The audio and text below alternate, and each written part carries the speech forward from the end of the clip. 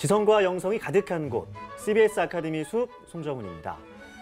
우리가 성경을 보다 보면 왠지 좀 알듯하면서도 낯설고 좀 애매한 그런 부분들이, 이야기들이 등장을 하는데요. 그럴 때마다 그 내용들을 그냥 우리가 자의적으로 내 마음대로 해석을 하거나 아예 그냥 덮거나 이렇게 등을 돌리는 경우가 있는데, 그런 분들을 위해서 아카데미 숲이 특별한 강의를 준비를 했습니다. 이름하여 민경식 교수의 우리의 신앙을 다져주는 사본학 이야기. 사본학 이야기를 저희가 들어볼 텐데요. 사본학에 대해서는 우리나라에서 손에 꼽은 전문가 대가십니다. 우리 성서사본학 최고의 권위자 민경식 교수님 모셨습니다. 교수님 안녕하세요. 안녕하세요. 안녕하세요. 그리고 함께 공부할 두 분의 패널 소개하겠습니다. 우리 수진 씨, 인영 씨, 안녕하세요. 네, 안녕하세요. 네. 반갑습니다. 우리가 사본학에 대해서 이제 공부를 해볼 텐데, 네. 사본학 혹시 뭐 좀 알고 계신 거 있으세요? 저요? 네. 제가 사본학이라고 하면 그 뭐지? 다빈치 코드라는 책에서 아마 그 뭔가 발견돼 가지고 찾으러 가는, 그래서 거기 나왔던 게 사본이 아닌가 싶은데. 다빈치 코드 나는- 영화에 나왔던 거. 네. 저보다 나으신 것 같아요. 저는 그래요? 사본이라고 해서 이 원본 사본 할 때 그 어. 사본 아니에요, 진짜로. 그렇게 생각하고 왔거든요. 그러니까, 예. 제가 좀 무지합니다. 많이 좀 도와주세요. 그 뭐 저희 세 명이 다 비슷한 것 같은데, 저도 뭐 주민등록 등본, 뭐 사본 그 정도밖에 몰라요 우리가. 그래서 네. 많은 도움 가르침이 필요한데. 네. 사본학에 대해서 우리 교수님께 귀한 강의를 저희가 또 기대하면서 들을 것 같습니다. 어떤 강의를 해주실 건가요? 예, 여러분 반갑습니다. 그 사본학 하면 굉장히 어렵게 느껴지시는 것 같은데, 네. 그 우리 박인영 선생님이 아주 정확하게 말씀해 주셨어요. 그런가요? 원본, 사본 할 때 바로 그 사본입니다. 맞았어요? 예, 맞습니다. 아, 저 진짜 어렵게 생각하고 왔는데. 원본 사본. 예, 원본, 사본 할 때. 그래서 오늘은 성경의 원본이 도대체 어디 있느냐. 네. 여러분 성경 원본이 있다 없다 생각해 보신 적이 있으세요? 성경의 원본이라면은, 그러니까 그 뭐 베드로랄지 뭐 그 사도 바울이 이렇게 직접 써내려간 그 말씀 말하는 거예요. 예, 그 가장 처음에 기록된 바로 그 문헌의 첫 번째 어떤 기록물. 최초의 기록물. 예, 그것이 있을까 없을까, 어디 있을까, 있으면은 그런 거 한 번도 생각해 보신 적이 있으신가요? 아니, 당연히 있다고 생각하지 않나요? 있으니까 이렇게 복사본들이 생겨 나온 거고. 예, 있었겠죠. 네. 있었겠죠. 근데 안타깝게도요, 성경 원본은요 존재하지 않습니다. 진짜요? 예, 진짜 어머다. 100% 확신하실 수 있으십니까? 근데 이거는 원본 성경만 그런 게 아니라요. 네. 고대 모든 고대 문헌들은 다 마찬가지예요. 뭐 요세푸스의 글이라든지 아니면 뭐 오디세이? 이제 오디세이는 구전된 거지만 언젠가는 처음 기록됐을 거 아니에요. 네. 기원전 뭐 몇 세기가 됐든 그때 그 처음 기록된 그것이 지금 있을까요? 아니, 없습니다. 없군요. 춘향전은 원본이 있을까요? 춘향전. 그러네요. 홍길동전은 작자비상. 원본이 있을까요? 있을 것 같은데. 홍길동전. 박물관에 아니, 어디에? 그러면 예. 성경도 구전이라고 저희가 예, 봐야 되는 건가요? 제가 여기 보니까 이제 고대 그 문헌들, 우리가 흔히 잘 아는 뭐 수에토니우스라든지 타키투스 이런 사람들, 역사가들, 이런 사람들의 글들, 이런 사람들이 쓴 책들, 이런 것들이요 원본이 다 남아있지 않습니다. 이거는 모든 문헌이 다 마찬가지예요. 성경도 역시 원본이 남아있지 않다. 그런데 신약 성경의 언어는 뭘까요? 원래 처음에 하나님이, 여러분 그 이런 성경 보시죠. 제가 뭐 이렇게 책을 몇 권 가져왔는데 네. 성경 이렇게 다 이런 성경을 네. 보실 텐데 어느 나라 말로 된 거 보시나요? 한글. 말이요. 예, 한글 성경 다 보실 예. 텐데 아, 저 영어로 봐요. 영어로. 예. 하나님께서 처음에 우리에게 영어로 또는 우리말로 성경을 주셨을까요? 아닌 것 아니요. 같은데. 그러면 처음에 성경은 어떤 말로 기록되었을까? 구약 성경은요 히브리어로 기록됐습니다. 히브리어. 예, 아시죠? 히브리어. 지금도 이스라엘에 가면 그 유대인들이 쓴다고 하는 바로 그 언어 히브리어로 기록됐고요. 신약 성경은 어떤 나라 말로 기록됐을까요? 헬라어? 헬라어 맞습니다. 근데 참 여기서 우리가 그 궁금한 게 있어요. 유대인들의 경전인 이 구약 성경, 그들은 구약이라고 부르지 않습니다. 그들은 더 바이블이에요. 그냥 오로지 그 한 권밖에 없으니까. 그게 유대인들의 언어인 히브리어로 기록된 건 너무 이해가 잘 되는데 신약 성경도 역시 마찬가지로 예수님도 유대인이었고 그의 제자들도 유대인들이었고 다 유대인들이었는데 왜 유대인의 언어인 히브리어로 기록되지 않고 헬라어로 기록됐을까? 헬라어는요 히라버라고도 하기도 하고요 그리스어라고도 합니다. 그러니까 헬라어, 그리스어, 뭐 히라버 다 똑같은 얘기예요. 어쨌든 신약 성경은 바로 그 그리스어로 네. 기록되었는데 왜 유대인들이 자신들의 글을 쓰면서 신약 성경을 쓰면서 왜 히브리어가 아닌 그리스어를 썼을까? 그거 한번 궁금하지 않으세요? 그러니까 굳이 왜 각 시내마다 공용어가 있었습니다. 그 지중해 전체 세계 알렉산더 대왕이 이 동방 원정 와서 다 통일해 버리잖아요. 네. 그때부터 그리스어가 이 지중해 세계의 공용어가 됩니다. 가장 많은 사람들이 예.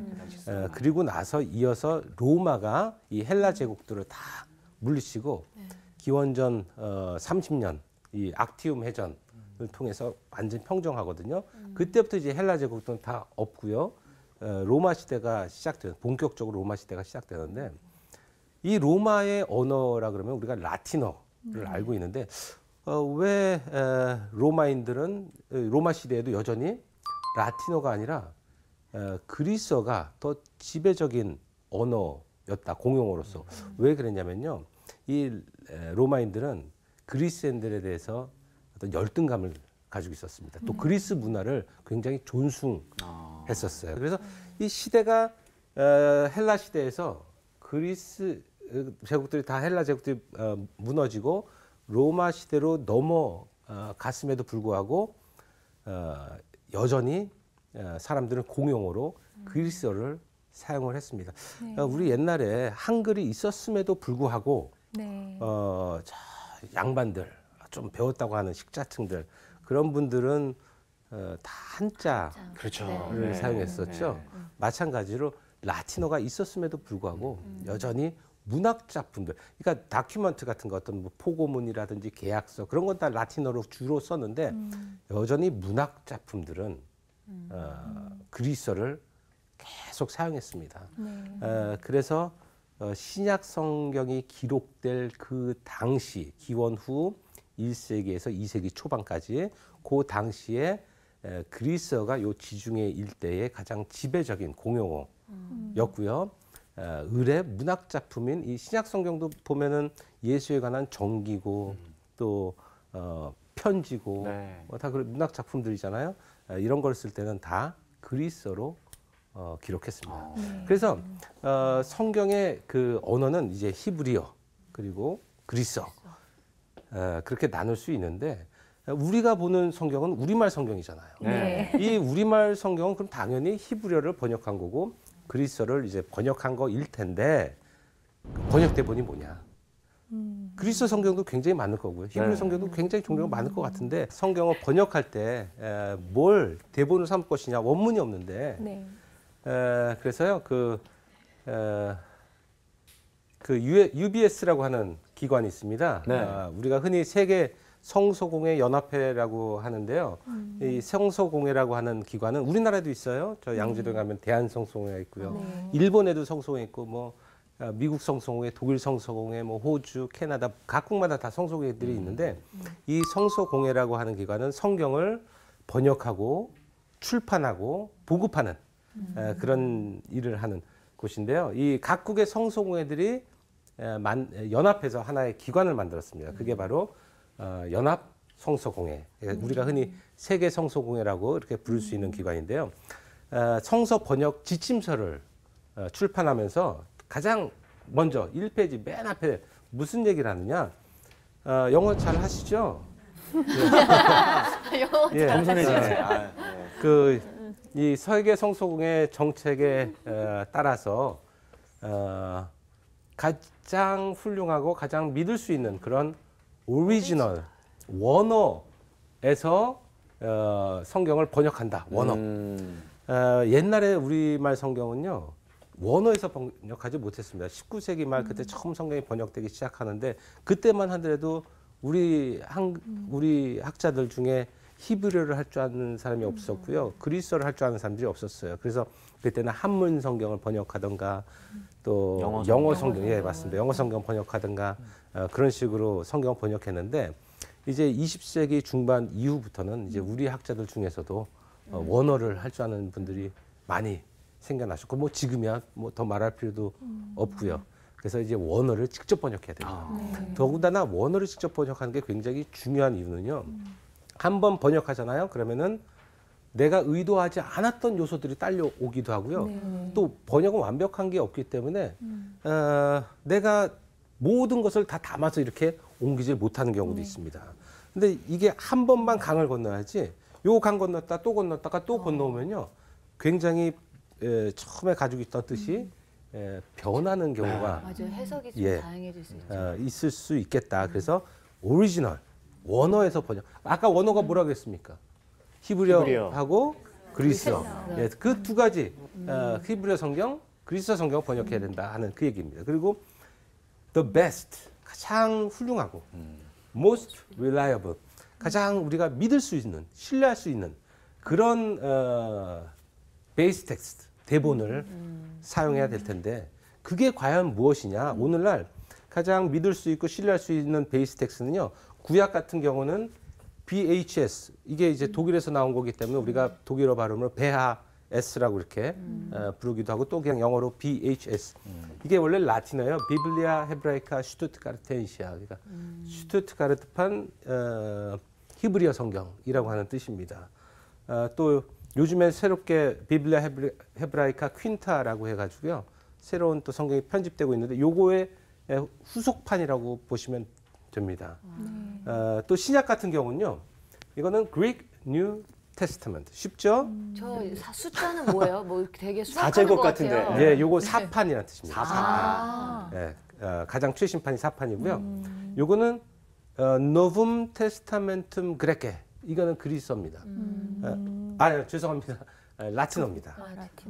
그리스어 신약 성경이라고 하는 뜻의 요거는 28판이라고 하는 뜻이에요. 그럼 1판이 언제 나왔느냐?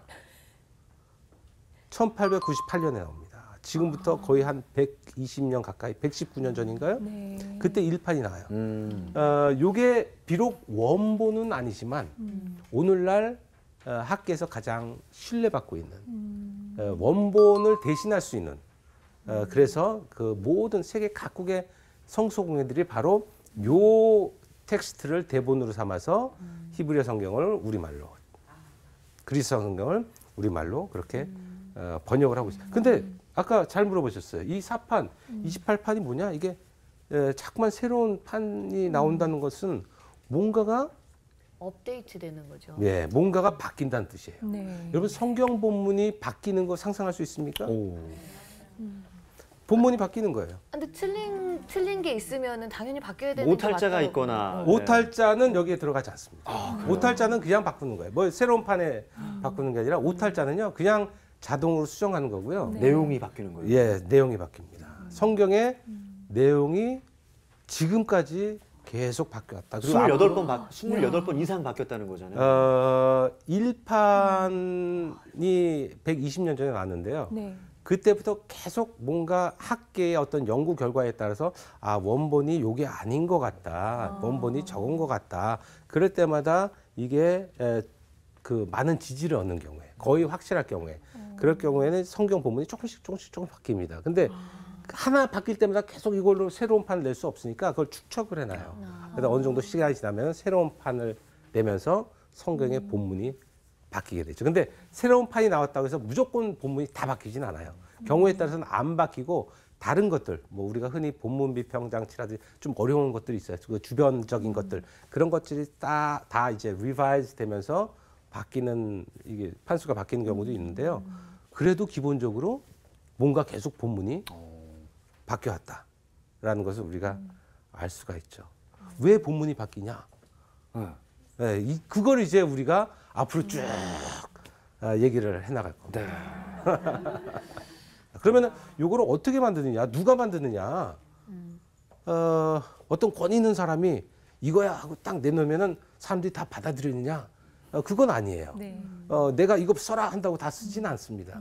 근데 학계에서 계속 그 연구 결과 발표하면서 이게 가장 그래도 학문적으로 가장 우리가 신뢰할 수 있어라고 대부분의 사람들이 인정할 때 그때 이제 권위가 생기거든요. 바로 누가 이걸 하느냐? 굉장히 아담한 건물이죠. 집 아니에요? 예, 집 맞습니다. 갑자기 이게 왜 집이 나오죠?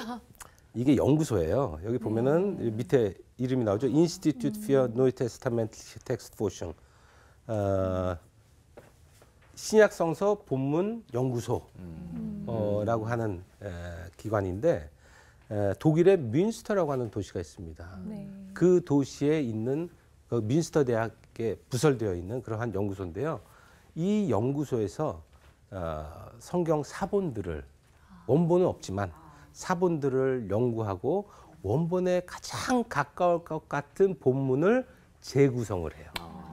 근데 이런 작업을 하는 데는 여러 군데 있습니다. 역사적으로 굉장히 많은 그리스도 신약 성경들이 지금까지 출판되어 왔는데 학계에서 가장 그 권위를 인정하는 성경이 이 연구소에서 나오는 네. 성경입니다. 그래서 오늘날은 세계 모든 성소공회들이 바로 이 연구소에서 나온 그 그리스도 신약 성경을 네. 우리말로 번역을 해서 여러분이 우리말 성경을 읽고 있는 겁니다. 제가 여기서 한 5년 정도 일을 했었습니다. 근데 저 진짜 궁금했어요. 저 예. 연구소에서는 어떤 분들이 예. 계시는지, 목사님이신지 아니면 교수님이 계시는지. 연구원들입니다. 거의 이제 그 민스터 대학교의 교수들도 있지만 네.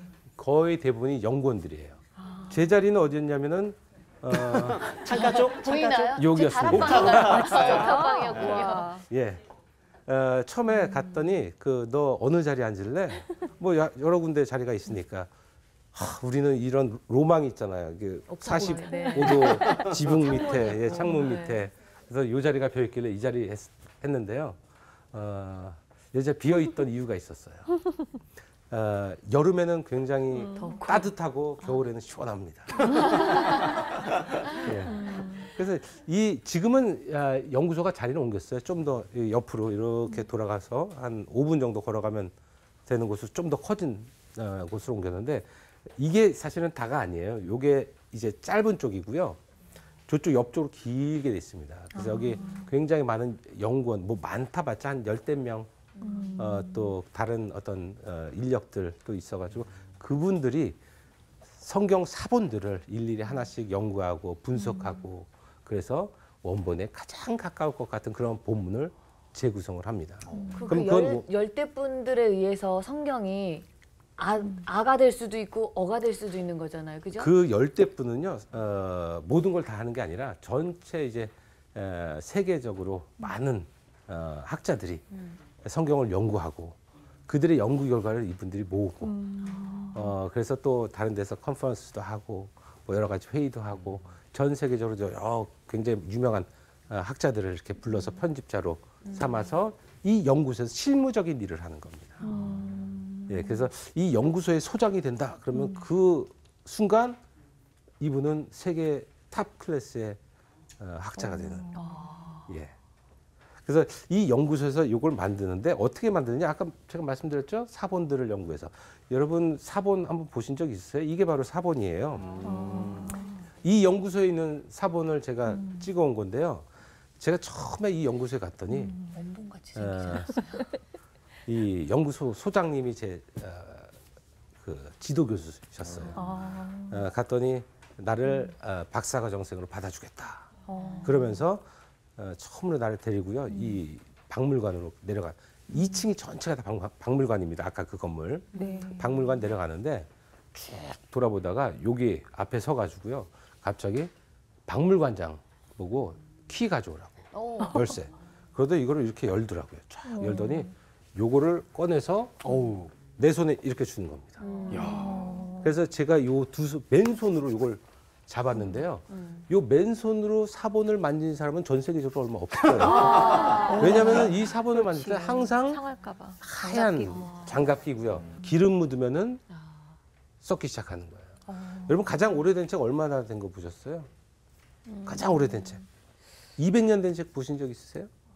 300년? 박물관에 가면 몇백 년 된 책들이 있죠. 조선시대 책. 네, 네. 예. 요거 보니까 요거는 11세기라고 되어 있습니다. 11세기. 그러면 지금부터 몇 년 전입니까? 1000년. 거의 1000년 전. 예, 1000년 전 거예요. 지금 21세기니까. 야, 그 1000년 책을 된 만드신 책을 제가 이 두 손으로 직접 교수님 만졌는데요. 손 좀 한번 만져볼게요. 이 두 손으로 제가 직접 만졌는데요. 너무 감동적이었어요. 이 교수님이 날 이렇게 극진하게 대접해 주시는구나. 굉장히 감동했어요. 근데 나중에 알고 봤더니 11세기의 이런 사본들은요, 후대에 열등한 사본들이에요. 너무 많아요. 정말 귀한 사본은 2세기의 사본. 2세기? 예, 3세기의 사본. 있어요? 예, 그런 것들이 정말 귀한 사본. 그런 것들을 보려면요, 이게 낱장 형태로 되어 있는 건데, 제가 신청해서 보잖아요. 저한테 줍니다. 그러면 유리 사이에 이렇게 그걸 끼워가지고 저한테 줘요. 그래서 제가 그거를 막 이렇게 만지더라도 절대로 손으로 직접 만질 수 없게. 근데 요거는 1000년 된 사본들이긴 하지만 이런 사본들은 너무 많아요. 너무 많아요. 세상에. 예. 그런데 이런 사본들을 일일이 하나씩 읽고 연구해서 원본에 가장 가까울 것 같은 그러한 본문을 만드는 것이 바로 이 연구소에서 하는 일이다. 사본이 그러면 얼마나 있을까요? 사본이. 굉장히 많습니다. 성경 사본은요. 근데 일반적으로 그 문헌들, 그 고대 문헌들은 사본이 10대 개 남짓이에요. 저 옛날에는 그 돌에다도 새기고 막 그랬기 때문에 그걸 사본으로 만드는 것도 시간이 많이 걸렸을 것 같거든요. 굉장히 굉장히 많이 준비를 좀 하시는 것 하셨나 같아요. 봐요. 차분하게. 준비 많이 네. 하셨나 봐요. 아, 그건 아닌데. 그 이따가 제가 얘기할 겁니다. 이따가 파피루스 사본 나올 텐데 파피루스를 가지고 종이를 만들어서 거기다가 이제 쓰는 거. 근데 파피루스라고 하는 용지를 사용하기 이전에는 사람들이 점토판이라든지 뭐 돌판 또 동판 거기에다가 글씨를 쓰기도 했습니다. 근데 그런 것도 다 사본에 들어가는 거예요. 네. 다 사본에 들어가는 거예요. 사본이라고 하는 게 뭐냐면은 원본이 아닌 건 다 사본인 거예요. 우리가 흔히 필사본이라고 부르기도 하고 수사본, 손수자 써서 손으로 베껴 쓴 거 있죠? 이건 다 사본입니다. 네. 인쇄돼서 나오지 않은 건 다 사본이에요. 그러니까 구텐베르크가 인쇄술을 발명하기 이전에 서구사에서 그 이전까지 나온 책은 다 사본입니다. 사본이다. 여러분 성경 손으로 쓰기 해보셨죠? 네. 필사. 요즘에 네. 예, 교회에서 많이 하잖아요. 성경 네. 손으로 베껴서 그것도 사본. 예, 사본이네. 깜지 아니었나요?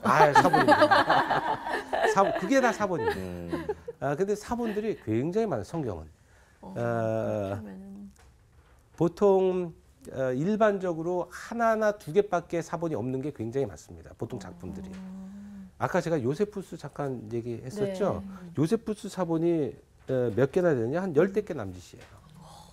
10대 개 남짓. 보통 하나밖에 없는 사본들도 굉장히 많아요. 이 문학 작품에 대해서 전혀 우리가 제목만 알고 있었지 내용을 전혀 모르고 있었는데 어느 순간 사본이 하나 발견이 됩니다. 이 문학 작품에 여기 본문이 여기 있네. 야, 우리가 이제 이 문학 작품에 대해서 그 내용을 알게 됐어. 그거는 사본이 달랑 하나.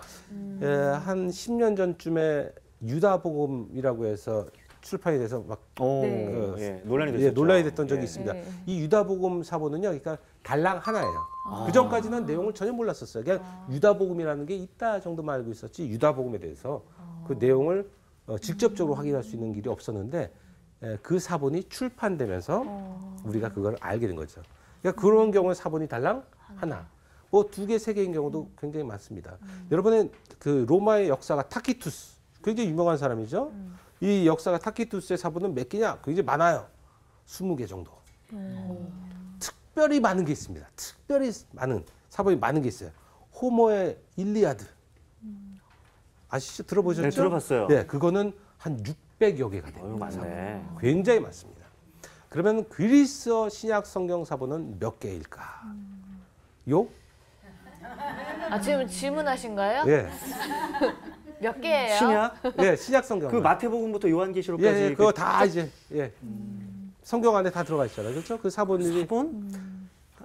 생각보다 많아요. 여러분 보통 일반적인 그런 작품들은 뭐 많아봤자 10개 남짓인데 네. 하나, 2개 뭐. 근데 성경 사본은 굉장히 많습니다. 성경 사본은요. 얼마나 돼요? 25,000개. 25,000개 정도가 돼요. 그 가운데 그리스어, 원어인, 원어라고 할 수 있는 그리스어로 기록된 게 한 5,700여 개. 아유, 많네. 예. 맞네. 그리고 라틴어 사본이 가장 제일 많습니다. 사실은 중세 교회가 라틴어 성경을 공식 성경으로 사용했기 때문에 라틴어 성경이 가장 많아서 한 10,000개 정도. 그다음에 고대 번역본들 있죠. 시리아어 번역본이라든지 콥트어 번역본이라든지 뭐 아르메니아 번역본 등등 해가지고 고대 번역본들이 이렇게 있어서 다 합치면 한 25,000개 정도 되고요. 그리스어로 기록된 원어인 그리스어로 기록된 성경 사본만 한 5,700여 개. 그것도 지금 계속 조금씩 늘어나고 네. 있습니다. 그럼 그 5,700개가 넘는 그 사본은 그냥 믿음으로 그냥 필사한 그런 내용들이 이렇게 모아진 건가요? 그렇죠. 옛날에는 책을 만드는 게 사본을 만드는 거였어요. 네. 옛날에는 인쇄술이 없었기 그렇죠. 때문에 예, 베끼는 거죠. 예, 그냥 책을 이렇게. 만들면 다 손을 베껴 써야 됩니다. 다 손을 베껴 써야 됩니다. 그게 하나하나가 다 사본이에요. 5,700개나 되는 사본이 있는데 그 얘기는 뭐냐? 다른 어떤 문학 작품보다도 신약 성서는 자료가 많다. 네. 원본을 재구성하기에 굉장히 훌륭한 자료가 많기 때문에 원본을 훨씬 더 잘 구성할 수 있는 가능성이 있다. 네. 그렇죠? 그게 장점입니다. 네. 근데 문제는 뭐냐? 이 25,000개 또는 5,700개 되는 이 그리스어 사본들 가운데요. 똑같은 게 하나도 없어요. 어머. 다 달라요. 뭐가 왜요? 아, 필사 해보셨잖아요. 이거 네, 네, 그러면은 맞죠. 쓰다 보면요. 네. 여러분 왜 컴퓨터로 촥 쳐다보도 빨간 줄 막 가잖아요. 오타도 막 치고 그러잖아요. 졸면서 쓰기도 예. 하고 막. 예. 이것도 마찬가지예요. 마찬가지. 쓰다 보면은 오타가 나기 마련. 아마 성경 필사해 보신 분들은 다 경험하실 거예요. 처음에는요 열심히 쓸 때는 처음에 잘못했다고 싹 찢어버리고 다시 써요. 처음부터. 근데 나중에는요 어느 정도 막 거의 볼펜을 거의 끝까지 썼는데 잘못 썼어요. 그러면은 고민을 합니다. 이걸 어떻게 할까? 더군다나 밑에까지 다 썼어요. 문장 하나를 빠뜨렸어요. 아, 중간에. 5절을 빠뜨렸어요. 그러면 이거 고민을 해요. 옛날에는 그래 다시 써야지 다 찢어가지고 처음부터 쓰는데 이게 나중에는 모른 척하고 지나가. 말씀이 또 길잖아요. 네. 말씀이 또 기니까. 이거 다 써야 되니까 네. 처음부터. 옛날에 필사자들은 그런 게 더 심했습니다. 왜냐? 필사하는 사람들이요 글을 잘 몰랐어요. 그런데 이걸 예. 했다고. 예. 뜻을 모르는데도 그럼요. 그냥 옮긴 예, 거예요. 그거 가능합니다. 역사적으로 가장 문맹률이 낮았던 고대 사회에서 그때가 기원 전 5세기 아테네라 그래요. 네. 그때 문맹률은요 90%밖에 안 됐습니다. 그러니까 자그마치 10명 중에 한 명은 읽거나 쓰기를 할 줄 아는 10명 중에 한 명이. 근데 그 수준이라고 해봤자 우리가 초등학교 들어가기 전에 애들 읽고 쓰고 하잖아요. 네. 그 수준의 읽고 쓰기를 할 줄 아는 사람들이 10명 가운데 한 명 있었는데 그게 역사적으로 문맹률이 가장 낮은 거예요. 대개 1% 내지 2% 정도 사람들만 글을 읽고 쓸 줄 알았습니다. 그러니까 글을 읽고 쓰는 거는 권력이었어요. 대개 일반적으로 돈 많은 사람, 권력이 있는 사람, 뭐 힘이 그런 사람들이 대개 이제 또 교육을 받아가지고 읽기 쓰기를 할 줄 알았는데 옛날에는 성경을 만들려면은 누군가가 이거 베껴야 되잖아요. 네. 그러면 이게 지체 높으신 분들이 이거 언제 합니까? 이거 굉장히 힘든 일이거든요. 이거 계속 쓰다 보면요 팔도 저리고 막 정신도 몽롱하고 차라리 내가 밖에 나서 그냥 노동할래. 나 농사진 차라리. 농사는 아니지만. 죄송합니다. 농사를 비하는 건 아닙니다. 네. 차라리 육체 노동을 할래 내가. 그게 이거보다 차라리 낫다는 거예요. 너무 힘든 거예요. 고된 작업이죠. 너무 고된 작업이에요. 근데 이거를 그 지체 높으신 분들이 하겠어요? 누구 시키겠습니까? 하이. 글을 모르는. 하인들, 노예들. 야, 너 이리 와. 아, 딱 주고. 그렇구나. 너 이거 베꼈어. 어. 저 글 모르는데요. 그려. 그려. 아, 그려. 네. 그려. 그래 그때부터 이제 그리기 시작하는 거예요. 그래서 성경을 베끼다 보니까 이게 여기저기서 잘못된 뭐 이렇게 잘못 베끼는 거 그런 게 계속 생겨나는 거예요. 그러니까 지금 가지고 있는 이 어마어마하게 많은 사본들 가운데 우연이라도 똑같은 게 있을 것 같은데 없어요. 저는 갑자기 걱정이 되기 시작했어요. 지금 그러면 저희가 보고 있는 성경이 그래도 조금 이렇게 틀리게 좀 번역이 되는 걸 수도 있잖아요. 혹시 예, 실수로다가. 네. 그 걱정을 누구나가 다 합니다. 네. 예. 성경은 원본이 없잖아요. 네. 수없이 많은 사본들만 있습니다.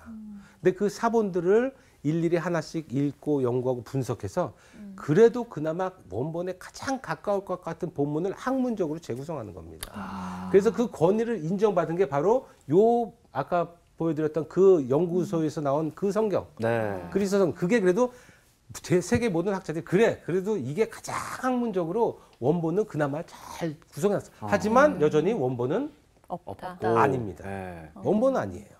근데 원본의 역할을 대신하는 그러한 그리스어 신약 성서다. 그게 바로 아까 거기서 나온 사본입니다.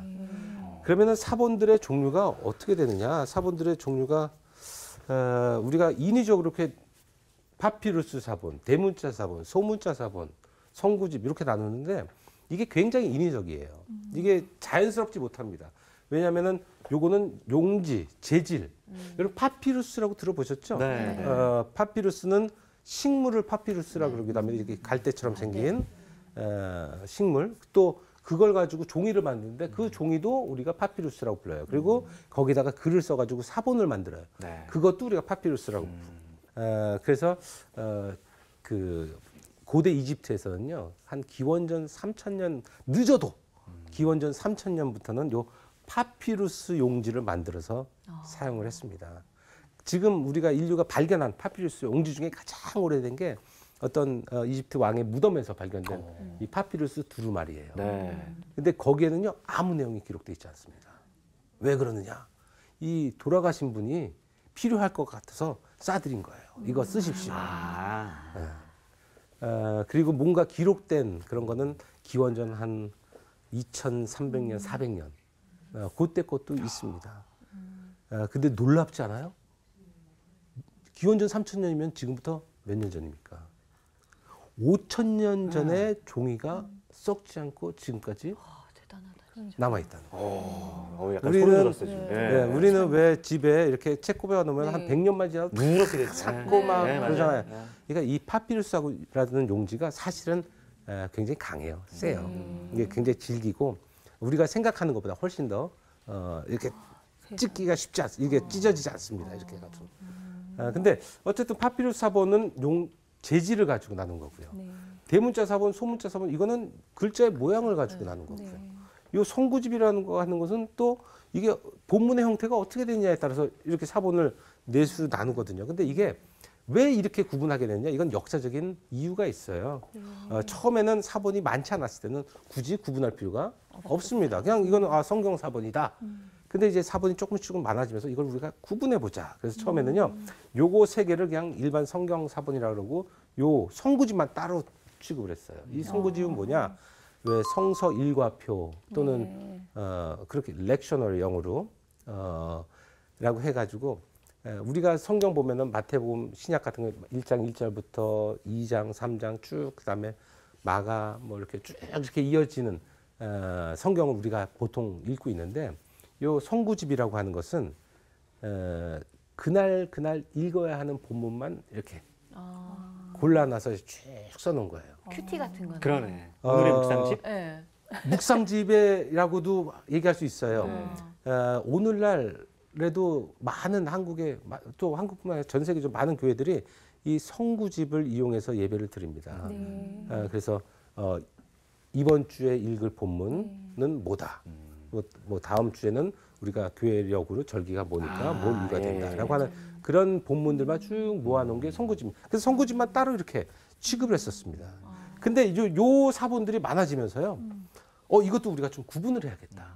근데 글자를 모양을 가지고 대문자 사본하고 소문자 사본 나눕니다. 왜 그렇게 나누느냐? 이 대문자 사본이 훨씬 더 귀하다라는 것을 알게 된 거예요. 이 소문자라고 여러분 영어도 대문자 소문자 있죠? 네. 그리스어도 대문자, 소문자가 있는데 이 소문자라고 하는 것은 자연 발생적으로 생겨납니다. 기원 후 8세기, 9세기 경에. 근데 소문자가 생겨난 이후로요. 소문자가 훨씬 더 빨리 많은 것을 이렇게 적을 수 있는 장점이 있기 때문에 싹 소문자로 바뀌어버려요. 그러면서 대문자 사본은 더 이상 사용하지도 않아요. 아, 이거는 고리타분한 거. 이거는 구식, 오래된 거. 아예 사용하지도 않아요. 그럼 소문자 사본만 만들어가지고 사용하고. 근데 학자들이 볼 때는 이거는 굉장히 오래된 그렇죠. 사본이고 이거는 후대 사본들이에요. 아까 여러분에게 보여드렸던 그 사본 11세기 거라고 하는 거 그거는 다 소문자 사본입니다. 후대 열등한 사본이에요. 근데 대문자 사본은요. 3세기, 4세기 굉장히 오래전에 만들어진 그런 여러분도 이렇게 딱 보면은 사본 보면은 아 이거는 굉장히 훌륭한 사본이다. 굉장히 고대 사본이다. 이거는 후대 사본이다라는 것을 쉽게 구분할 수 있습니다. 어떻게 이게 대문자로 되어 있냐, 소문자로 되어 있냐 그것만 보면은 쉽게 구분할 수가 있습니다. 그러다가 이 대문자, 소문자 사본들은요 4세기 이후 것만 있어요. 그 전께 없습니다. 가장 오래된 게 4세기. 그 당시 19세기 말 20세기 초 그때까지만 하더라도. 그런데 그때요. 다량의 2세기, 3세기 사본들이 발견됩니다. 근데 그것들의 공통점이 뭐냐? 이건 다 양피지에 기록돼 있어요. 양피지가 아니라 파피루스에 기록됐다는 거예요. 그래서 이거는 우리가 따로 취급하자. 따로 구분해서 우리가 관리하자. 그래서 거기다가 파피루스 사본이라고 하는 이름을 붙인 겁니다. 이게 가장 오래된 성경 사본이에요. 남아 있는 게 없는 것 같은데요. 근데 이게 보세요. 어떻게 이렇게 모양이 어떻게 이렇게 비슷하죠? 네. 너무 똑같아요. 어쩜 이렇게 똑같을까요? 이렇게 접혀 있었죠. 아니요. 이건 앞면이고 이건 뒷면이에요. 네. 그래서 도대체 이게 어떤 사본이야? 이거는 저희가 다음 시간에 이어서 하도록 하겠습니다. 네. 정말 네. 예, 사본학 얘기를 저는 잘 몰랐어요, 솔직히. 그래서 초집중하면서 들었는데 여러 가지 막 질문들도 지금 있고요. 다음 시간에 기대가 되는데 그냥 이 말씀이 그냥 툭 떨어진 게 아니라 이렇게 많은 학자들의 그 연구와 또 고증을 통해서 이렇게 만들어졌구나. 굉장히 좀 신기하기도 하는데 어떻게 두 분 강의 들으셨나요? 저는 아까 들으면서 계속 원본이 있지 않을까? 어딘가. 이집트 사막에서 지금도 발견되지 않을까 했더니 그거 전부 사본이었군요. 허탈했어요. 네. 저도 진짜 사본학이 무엇인지 진짜 영도 몰랐거든요. 근데 이게 다음 회에는 더 재밌을 것 같다라는 생각이 들면서 약간 걱정도 돼요. 왜냐하면 사본이 이제 다 이제 전에 내려와서 저희가 지금 성경으로 접하고 있는 건데 이것이 또 어떻게 또 이렇게 내려왔는지도 궁금하고 맞아요. 앞으로의 강의가 참 기대됩니다. 질문들이 굉장히 지금 많은데 네. 이 질문들 저희가 모아놨다가 다음 시간에 또 집중적으로 또 배우고 여쭈도록 하겠습니다. 다음 주에 어떤 강의 좀 해주실 건가요? 예, 다음 주에는요. 일단은 그 사본, 파피루스 사본 좀 더 보면서 도대체 왜 사본들이 서로 다르냐, 베끼다가 어떤 실수를 하느냐, 또 왜 그런 실수가 일어나느냐, 그러면은 그거를 또 복원하는 방법은 뭐냐, 원래 워딩을 찾는 방법은 뭐냐, 맞아. 그런 것들을 저희가 한번 궁금해. 살펴보려고. 교수님 저 그 낙타가 뭐 바늘 부자가 맞아. 예 그거 있지 알잖아요. 네. 그거 너무 궁금한데 네. 다음 시간에 어떻게 좀 어, 여기까지 하겠습니다. 저희, 네, 민경식 교수의 우리의 신앙을 다져주는 사본학 이야기 저희가 오늘 준비한 시간 여기까지고요. 다음에 더 재미있고 유익한 시간으로 돌아오도록 하겠습니다. 함께해 주신 여러분 고맙습니다. 감사합니다. 궁금한 게 진짜 있어요. 예.